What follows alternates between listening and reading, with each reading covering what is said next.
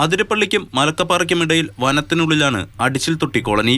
പ്രദേശവാസികളായ സെബാസ്റ്റ്യനും 2 സുഹൃത്തുക്കളും വനത്തിനുള്ളിൽ നിന്നും തേൻ ശേഖരിച്ച് മടങ്ങി വരുന്നതിനിടെയായിരുന്നു ആനയുടെ ആക്രമണം. മൂവരും കോളനിക്ക് സമീപം വനാതിർത്തിയിൽ വെച്ച് കാട്ടാനയ്ക്ക് മുന്നിൽ അകപ്പെടുകയായിരുന്നു. ഇതോടെ സെബാസ്റ്റ്യനും ഒപ്പമുണ്ടായിരുന്ന സുഹൃത്തുക്കളും ചേർന്ന് ആനയെ തുരത്താൻ ശ്രമിച്ചു. ഇതിനിടെ ആന തിരിഞ്ഞ് സെബാസ്റ്റ്യന്റെ അടുത്തേക്ക് ഓടിയെത്തി തുമ്പിക്കൈ കൊണ്ട് എടുത്തെറിഞ്ഞു. വീണ്ടും സെബാസ്റ്റ്യന്റെ അരികിലേക്ക് ഓടിയെത്തിയ ആന സെബാസ്റ്റ്യനെ ചവിട്ടി. രാത്രി ഒരു 10-9:45 സമയമൊക്കെയാണ് ഇത് സംഭവം. കോളനി തൊട്ടടുത്താണ്. ഇവര് രാത്രി തേനടക്കം പോയി. ആദിവാസികൾക്ക് ഇപ്പൊ തേനിന് ശേഷമാണ്. അതുകൊണ്ട് എല്ലാ ആദിവാസികളും ഇങ്ങനെ തേനടക്കം പോകും. ഇങ്ങനെ വഴിയിൽ വെച്ച് ആന തട്ടി. എന്നിട്ട് ആനയിനെ ഒച്ച കേട്ടപ്പോൾ കോളനിക്കാരെല്ലാവരും പോയി രാത്രി ചവിട്ടി തിരുമ്പി കാല് എല്ലുന്നൊക്കെ പൊട്ടി.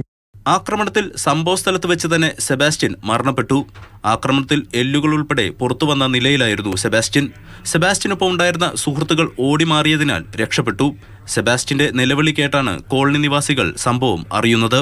വിവരമറിഞ്ഞ് സ്ഥലത്തെത്തിയ പോലീസും വനവകുപ്പും രാത്രിയിൽ തന്നെ നടപടിക്രമങ്ങൾ പൂർത്തിയാക്കി മൃതദേഹം ചാലക്കുടി താലൂക്ക് ആശുപത്രി മോർച്ചറിയിലേക്ക് മാറ്റി.